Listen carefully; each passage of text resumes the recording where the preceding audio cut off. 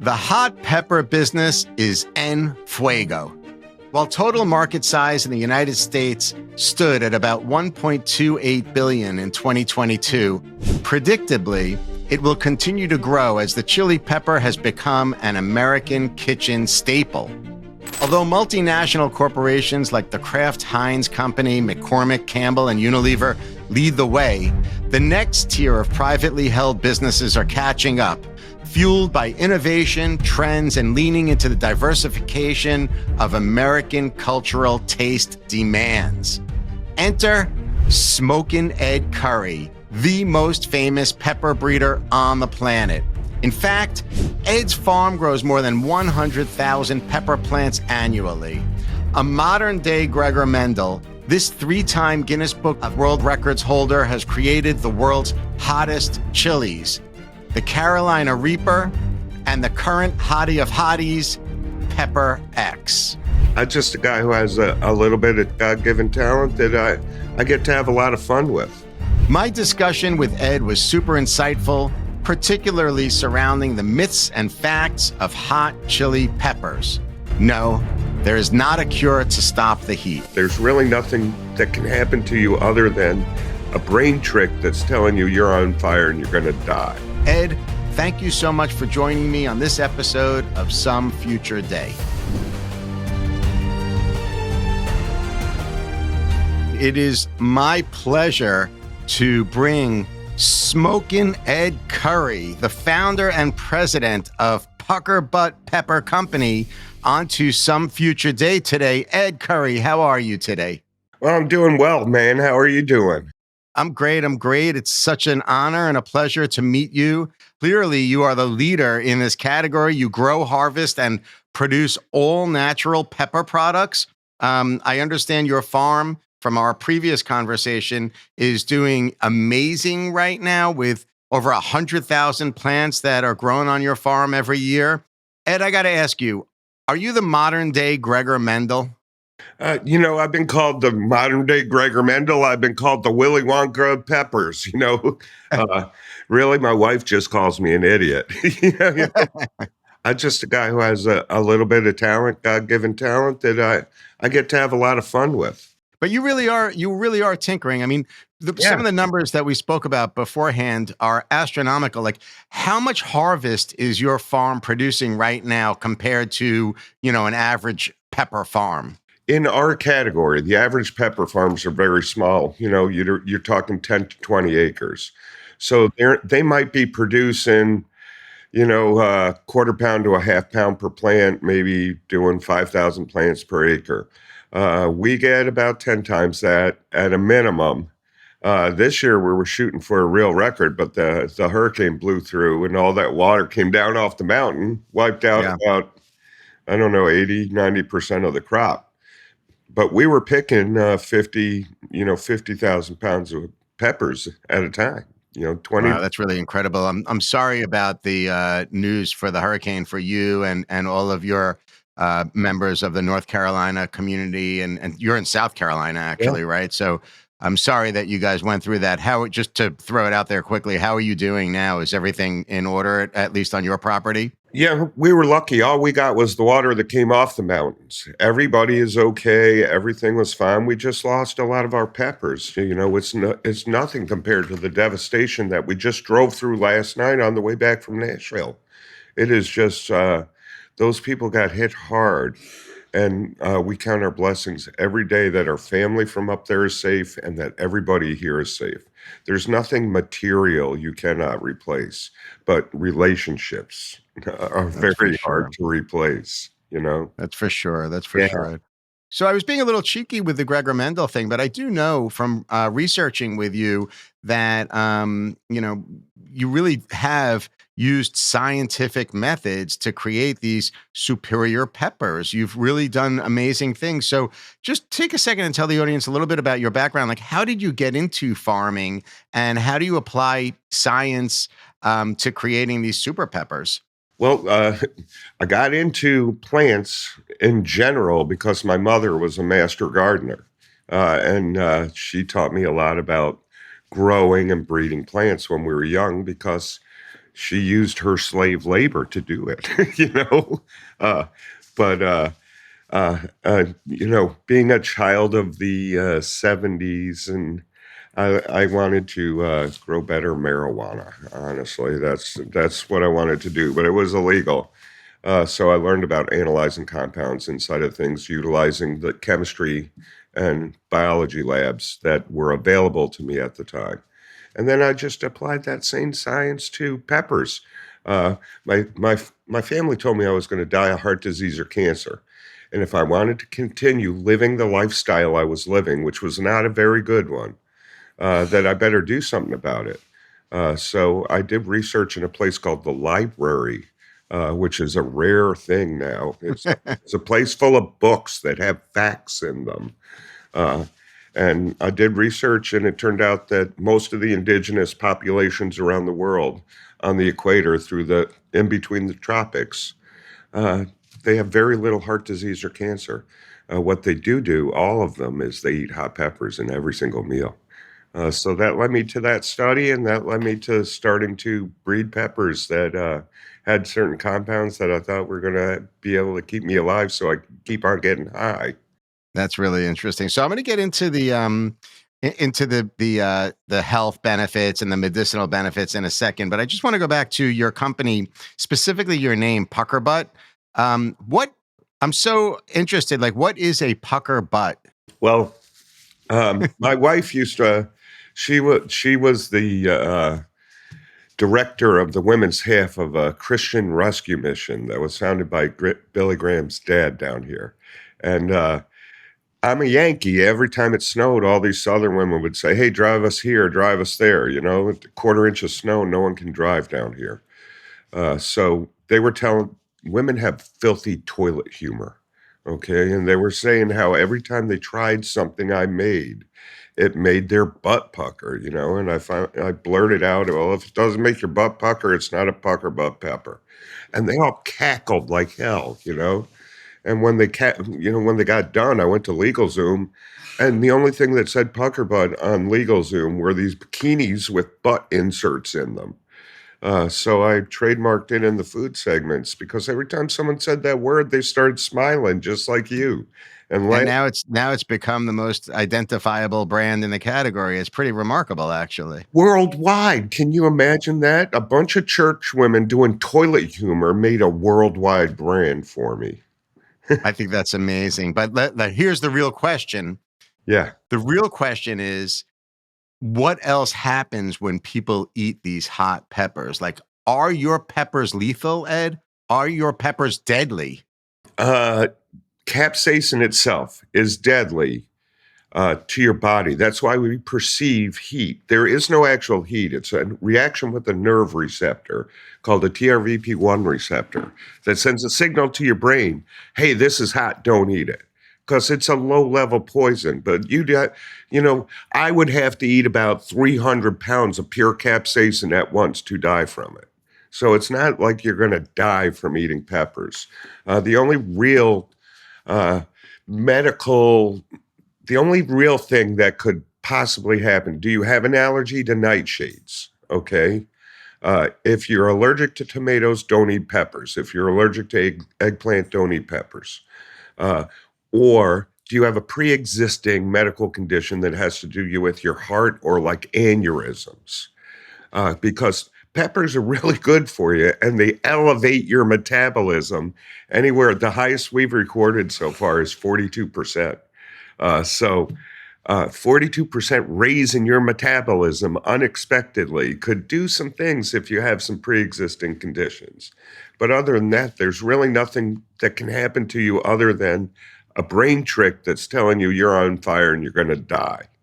Uh, you've seen the physiological reactions, right? Like your eyes watering, people mucus coming out of the nose and mouth and stuff. Uh, Everybody gets that no matter what. That's base brain reaction. But my peppers tend to do other things like we're going to politely call it ring sting. Okay, it doesn't just burn going in, it burns coming back out again too, and the really hot stuff gives men in particular, I don't know why the women don't experience it, but men in particular get something we like to call fire hose.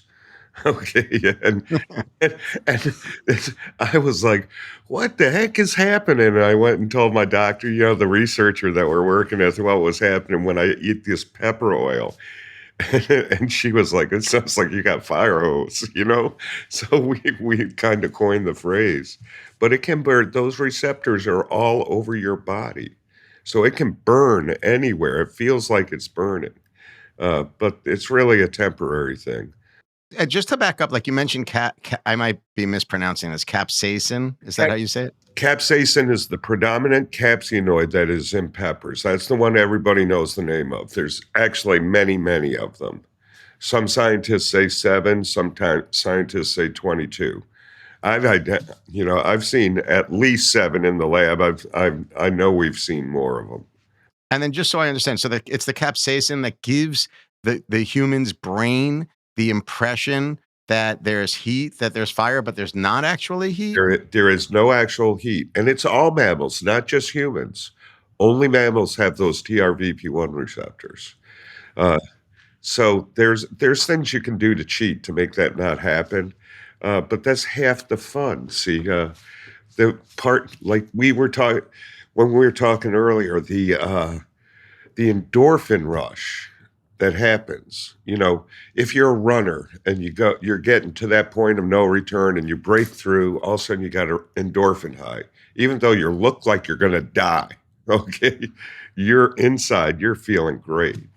So capsaicin also fills dopamine receptors in your brain, and you get an endorphin high just like that. So it makes you feel good. And when you feel good, you keep on doing the thing that makes you feel good. If you're like me, propensity to addiction, or if you're a thrill seeker or stuff like that. So it's interesting because you were very specific with your word selection. You said mammal, and I was going to ask you, do birds feel the heat too? I read somewhere that birds actually don't feel the heat. No other animal outside of the mammals feels the heat. Like we have our little bird feeder out back. I take about quarter ounce of every time I put bird seed in. I take about a quarter ounce of Reaper powder and I mix it up with the bird seed and put it in. The birds keep on coming. They love the seed. But when a squirrel gets on there, it jumps around and rolls. It's a comedy show watching them roll around in the backyard. Is that right? Yeah. That's pretty amazing. You mentioned Reaper powder. Like, you're not just a Gregor Mendel type, but you're a Guinness Book of World Record holder. Like, it's pretty incredible. You've broke, as far as I understand, 2 Guinness Book of World Records, 3 Guinness Book of World Records now. So when you mention Reaper powder, you're referencing your first world record? Yep. Is that your first one? The Carolina Reaper, right? Which was the world's hottest chili at the time. It amounted to 1.64 million Scoville heat units. Mm-hmm. Ed, do you fear the Reaper? No, I have no fear of the Reaper, but pretty much everybody else in the world does. I got to see those squirrels flipping out from the Carolina Reaper. I really got to see that video. But as far as I understand, the second Guinness World Record comes from your most modern creation. As far as I understand, you could correct me if I'm wrong. Pepper X, which is the current Pepper X, right?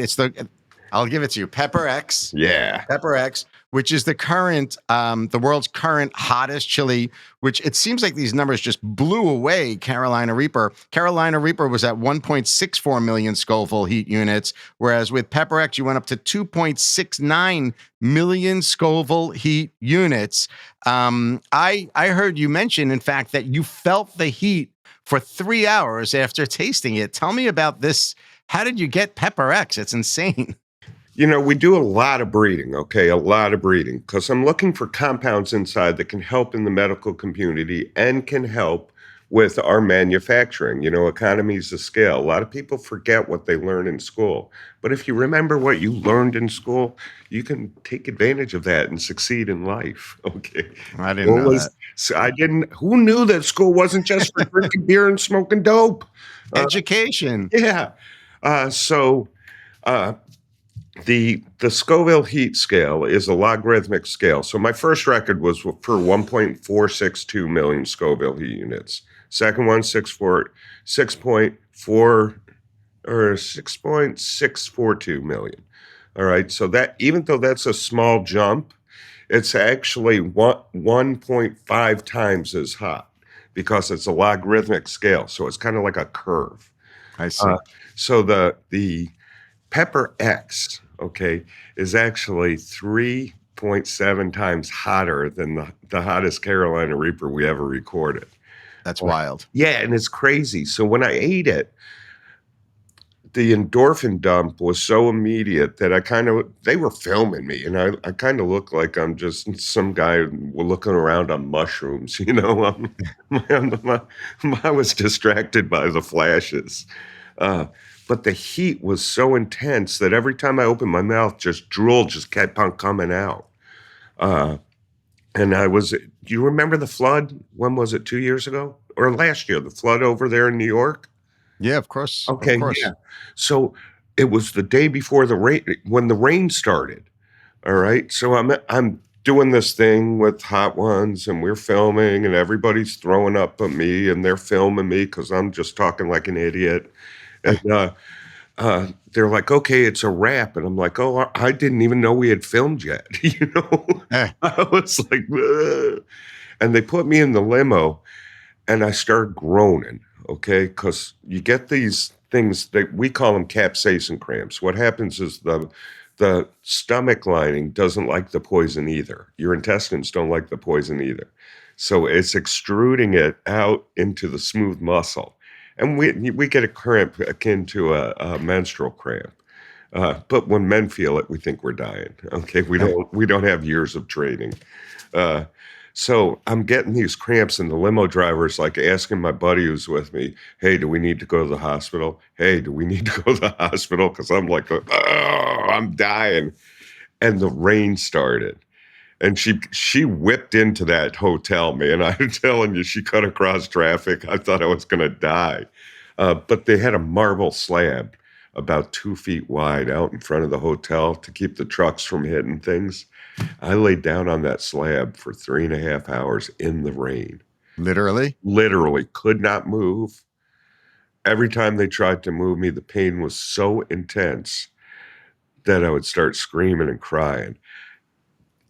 It hurt so bad that I wouldn't eat. They were trying to baby bird me Haagen-Dazs, you know?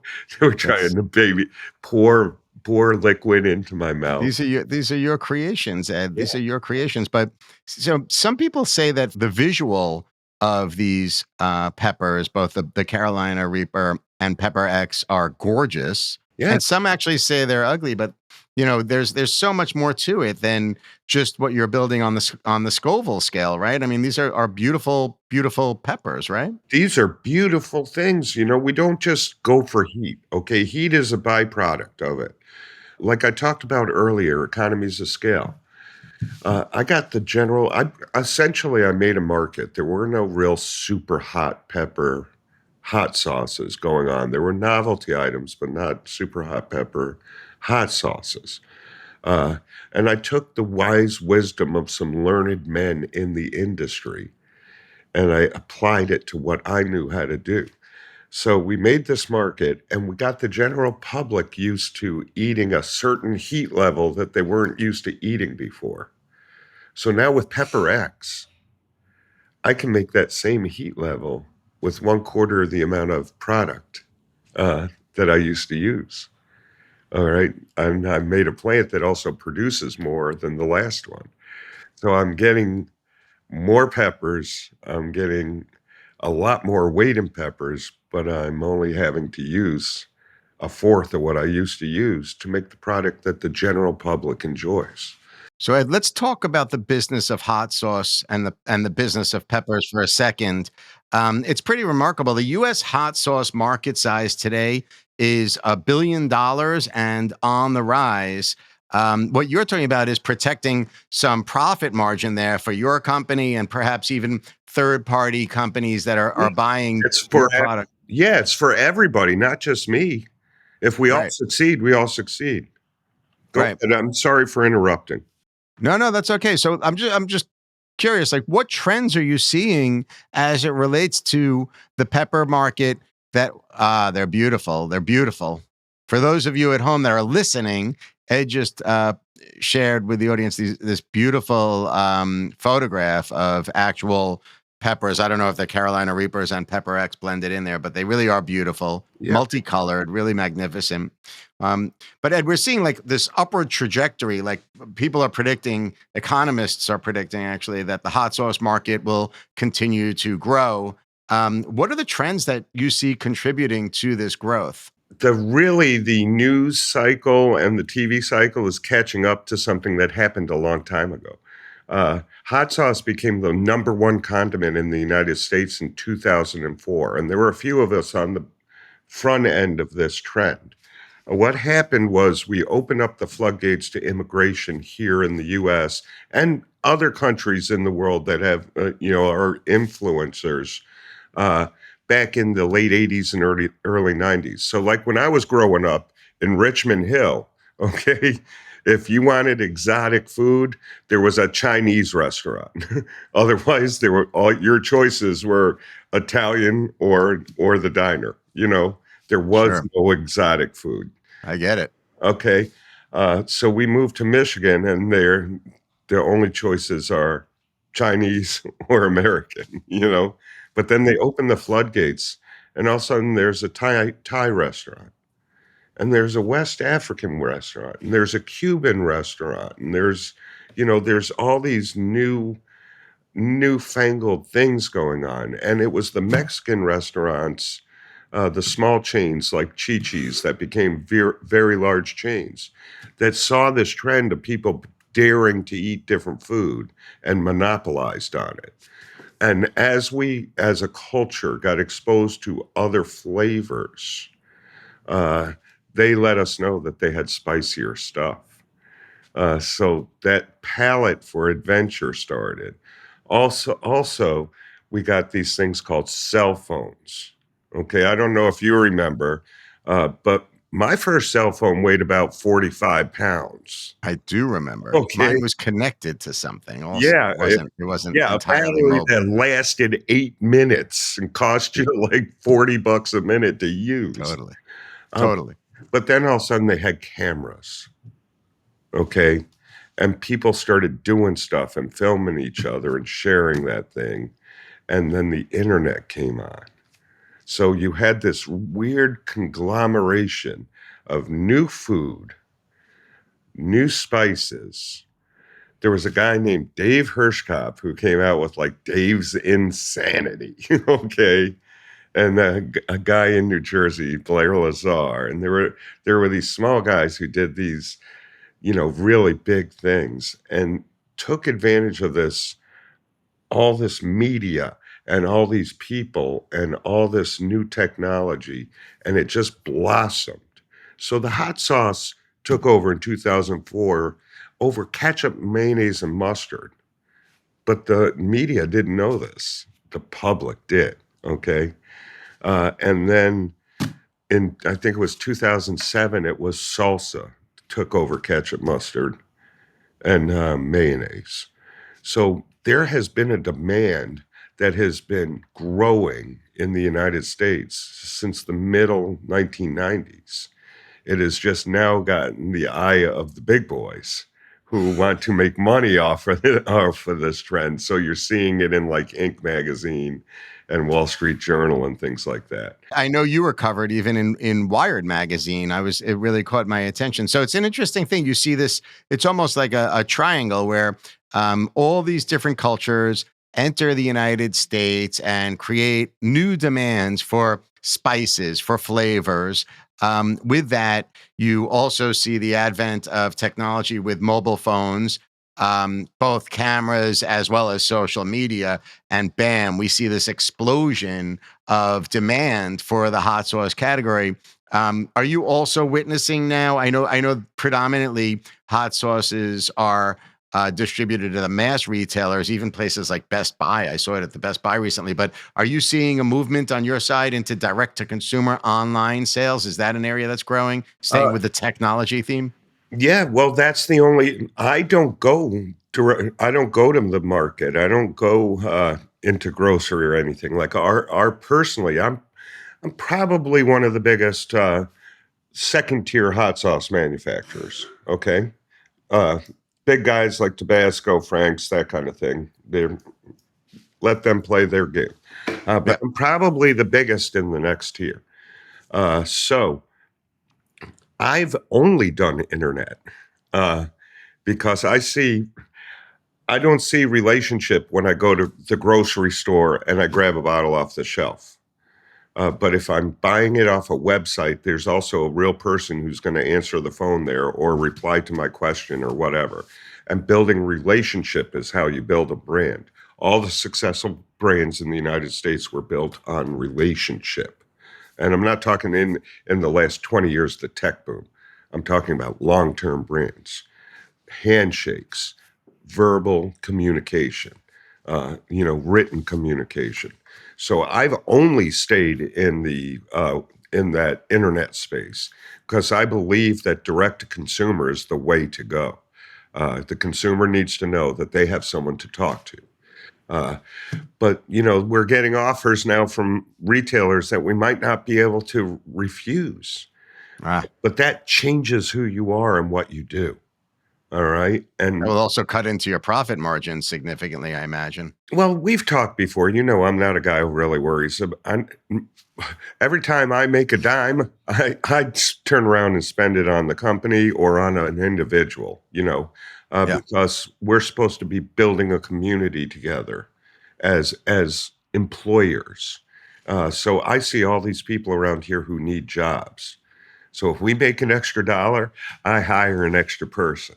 We might not need them, but I find something for them to do and I show That's them great. what they can do in life. And that's just the way it is. Staying focused on the online side, I think it's really interesting because it also allows you to speak to different segments of society, right? Not just with like ethnicities, which is kind of what you implied before with the immigration, but culturally, I see, for example, the culinary community embracing hot sauce and peppers in one way versus perhaps the hip hop community. Like, does that give you that flexibility to hit these different cultures as well? Yeah, it really does. And I'll give you an example.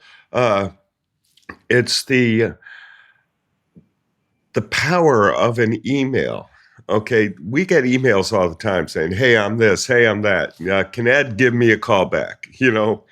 Uh, but I got a call one time. All right, because they had reached out to the website. And I get a call and I'm working, I'm grinding peppers and I'm feeling spicy and getting a little high. And he goes, "Hey, this is David Blaine." And I said, "Yeah, right, it is." Click. I hung up. Yeah. You You hung know, up on David Blaine. yeah, yeah. And the call came through again. And he goes, "No, this is really David Blaine." And I was like, "Yeah, I'm busy." I thought it was a prank call. Well, the third call was a FaceTime call, and it was David Blaine. Okay. But David Blaine wasn't calling to say, "Hey, I know I saw you on TV," or anything like that. He was like, "Hey, I want to make this dish. Okay. And I want your opinion, you know?" And it's that internet community, that direct to consumer community that my team now takes advantage of with social media also, that a guy who I never even knew liked hot sauce, who I've met before. Uh, Now we're having interaction and relationship on a level that doesn't have to do with out there in the world. It has to do with here in our hearts. Do you see what I'm saying? I totally do. I And really do. that's the tool that I think people are missing when they think about internet sales. They're thinking, "Oh, I can reach all these people and make all this money." Forget about making money. Make relationships. The money will come along if you do the right thing. You know. It's what's missing in the U.S. right now. Hopefully, that's going to change real soon. But relationship is what, building relationship builds a business. And then there's stupid stuff too. Like, I had no idea what a tickety talk was. I'm 61 years old. I really don't care about social media. Uh, but I hired these young kids who had done work with other YouTube people and stuff, and they had me dancing for the camera, and I was like, "This is real stupid. I'm not going to do this stuff. I'm an adult. I have to." And they're like, "No, do it, please." And surprisingly, tons of people reach out for that. Okay, and then like here, we're just south of Charlotte. There's a lot of musicians that come to town. When they come to town, we get calls at the store. Hey, you know, yeah, we're with Trans-Siberian Orchestra. We need some hot sauce for our tour bus. The food stinks. Can you bring up some hot sauce, Or we're Amazing. with whatever band. I just mentioned them because Chris reached out to me yesterday to send, they're about to go on tour. He reached out and Amazing, he amazing. said, So, Ed, do you see any yeah. specific segment of society, like culturally speaking, like athletes, musicians, doctors, culinary? Where do you see the next phase of growth in the hot sauce sector? I think it's going to be the music industry. You do. Yeah, the word has been spreading for there. I have a lot of friends in the music industry, and they've kept very quiet about it for years Yeah, because tour buses suck. Okay, let's just say it right out. yeah. Living off of a bus sucks. The food truck sucks. There's no good food. So they know that they need stuff to add to whatever's being made to make it taste good. So I really think that music world, from the musician standpoint, from the touring standpoint, they're really going to take on to this. But what's going to come out of it is the creative side of the musician, or the musician, excuse me. The creative people are going to, oh, what can we do with this? Let's change this, or hey, I want to make this. Okay. And creatively, so you'll work with these artists to create their own recipe. Is that what you're saying? The creativity comes through the product itself, or the packaging, or Yeah, through all of it, yeah, they're involved in every part of it. I've had the honor to work with some really, really, really big artists in the past few years, and all of the work was just for themselves. They didn't want a product that was out there on oh the well, market. They wanted something that they could call their own and that they could that's make for amazing. themselves and friends. But now they're talking about, hey, how do I get this in a package? How do I do this? How do I do that? Because they see that by building the relationships they have, uh, and gifting their friends, that it's a product that is wanted. Uh, That's cool. so So Ed, I want to ask you. There are a few myths and facts regarding peppers and hot sauce that I want to cover with you right now. I think it's important that we have the legendary Ed Currie on right now, and I want to make sure that all of these issues are resolved. So, mm, my first question to you is like, is there an actual cure for the heat? If I eat pepper X, like, can I cool that off? Is there something I could do? Drink water, drink milk? Like, is there anything that cures the heat? time is the only cure for the heat. It's a chemical reaction our body perceives as heat. The capsaicins in an oleo resin that is coating your mouth. So, like, the only thing I've found that shortens the time is citric acid, lime juice, lemon juice, grapefruit juice. But don't drink it because you're just moving it to your gut. You're going to cause more cramps. You swish it around in your mouth, spit it out. It gets rid of some of that fuel for the fire. Do you understand what I'm saying? I get it. I get it. But here's another question for you to follow. You're making me think about a friend of mine said recently that she has terrible ulcers and they told her not to have salsa, not to have hot sauce. Is that a myth? Yeah, that's a myth too. Capsaicin and peppers actually rejuvenate the linings inside your stomach. They just got done a 5-year. I told them, not to be too personal, but I was having a colonoscopy and I was talking to the doctor about it because he knew I did medical research with some of the other doctors up there, and he's like, "No, that's not how it works." And I said, "Yeah, it is how it works. It rejuvenates the stomach lining. Why don't you look into it?" And they just done a 5-year study that proved that eating peppers is great for your digestive system. That's pretty cool. Are there other health benefits to eating peppers, Ed? Yeah, if you can get certain capsaicins to a cancer cell. It'll cause what's essentially an autoimmune sequence and kill the cancer cell. The problem is the delivery method. I might eat a whole bunch of super hot peppers every day, but the average human being does not I want to couldn't go do through. that. Yeah, I don't think I could do that. does not want to go through what I go through. So there's Yeah. research going on there. There's been research in heart disease and blood diseases for a long time because capsaicin carries through the blood quite literally, just like fuel. Obesity. There's a doctor at Stanford who's been taking morbidly obese kids, morbidly, like 400 pounds, and getting them back to a normal rate using Carolina Reaper in there as a supplement in their diet. So go with Carolina Reaper to fight obesity, not Ozempic. Yeah, I just look, there's no shortcuts. Okay. The only thing that makes you change is change itself. All right. If you're shooting Well said. if you're shooting a drug in you, you're either going to get the side effect from the drug or you're just going to have a bounce back that's worse. And time again, that's been proven. But like me and my partner, and I call him my partner, he helped me get this thing going.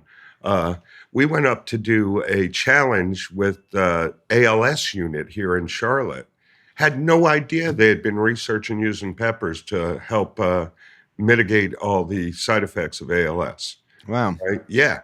But That's remarkable, actually. yeah, and there's stuff going on with Parkinson's.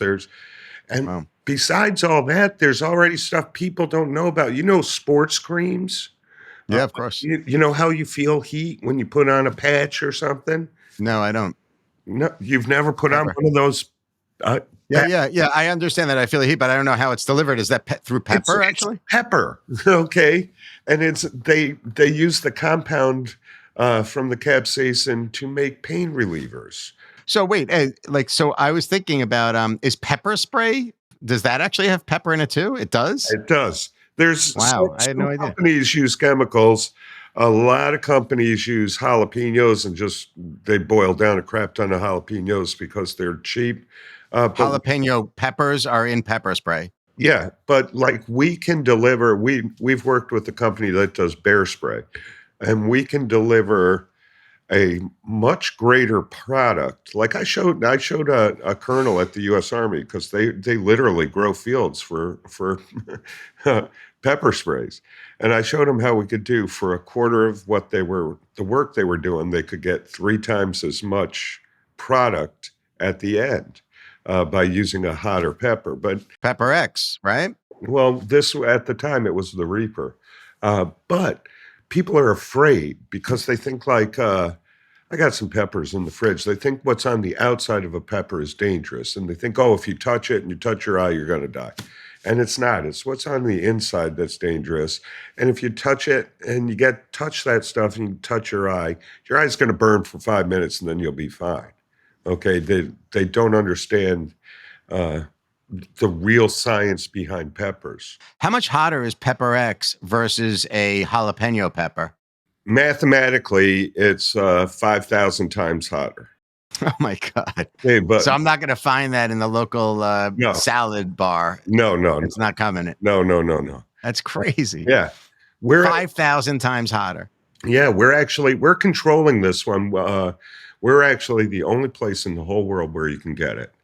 And it's not about the general public, and it's not about my friends in the hot sauce industry. We're patenting the pepper because with the Carolina Reaper, so many major corporations took advantage of my kindness and then gave me the finger, and actually some of them took me to court, to try to get rid of my trademarks, names that I came up with, So we're protecting ourselves from the major corporations who like to use other people's products and then take advantage of them.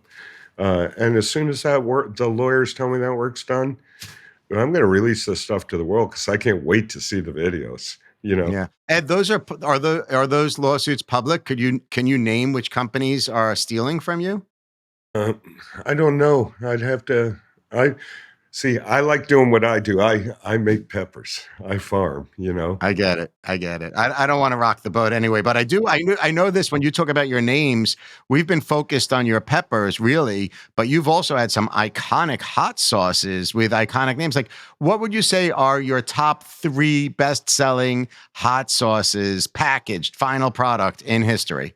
In history, the top three are Voodoo Prince Death Mamba, I Dare You Stupid, It's which amazing. yeah, and we the number one seller of all time still, though Pepper X Squeezins is coming up, Reaper Squeezins, and people are like, "What's a squeezin?" And I say, hey, if you've been in the South, you know what squeezins are, because down here everybody has squeezins, for a little sip in the afternoon.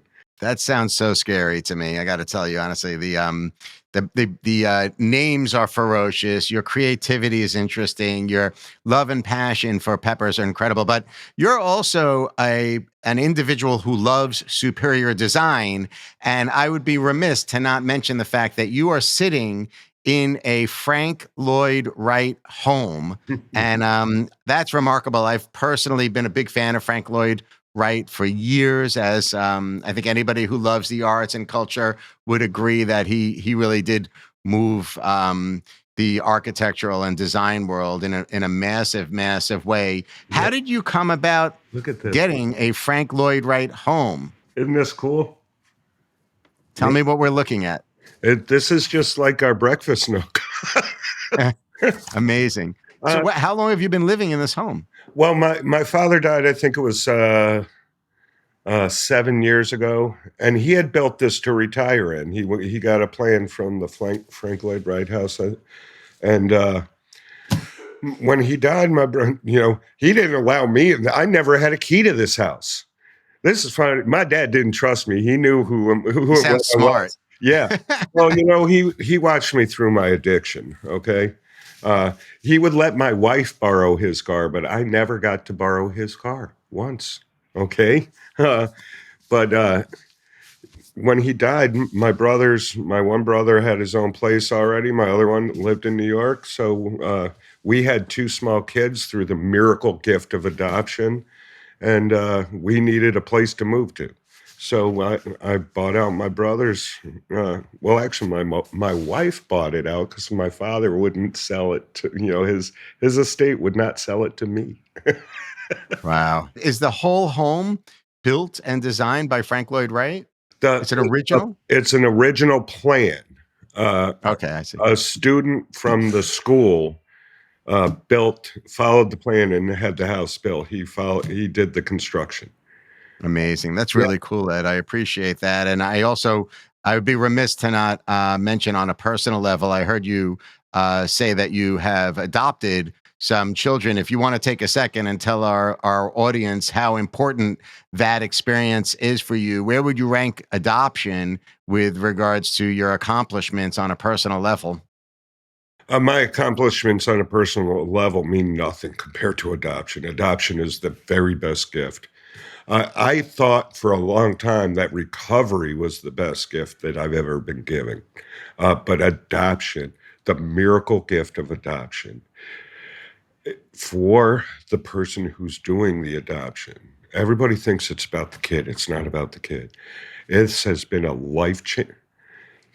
It's been it's been a life changing miracle that I truly believe is not for everybody, but everybody should try it.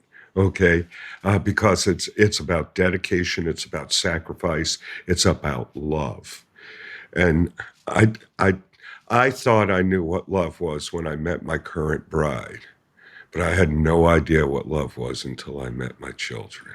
Okay, and had no idea what God's love was. Ed, how old were your children when you adopted them?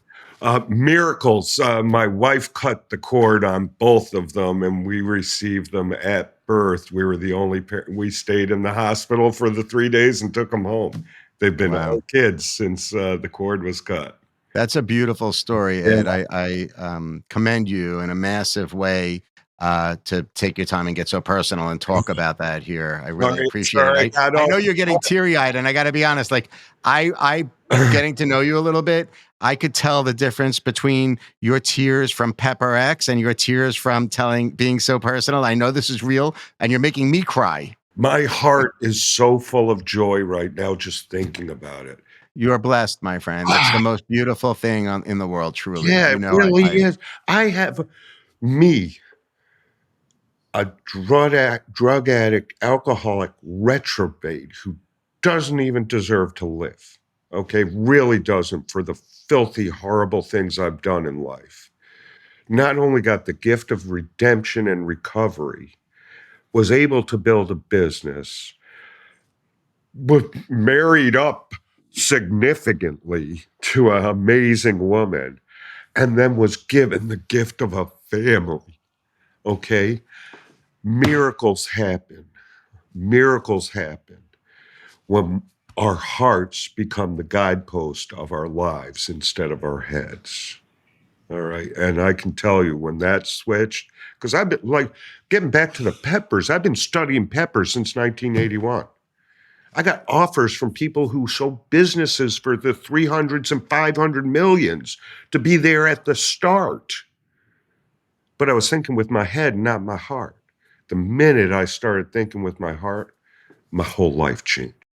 So Ed, the show always ends on the same note, and I don't think that we could end any stronger than where we are right now. So every guest I have at the end finishes a sentence that I begin. It's the name of the show. It starts off with "Some Future Day." So are you game for playing this with me to finalize the show, to shut this episode down? I love you, brother. I'm game for anything.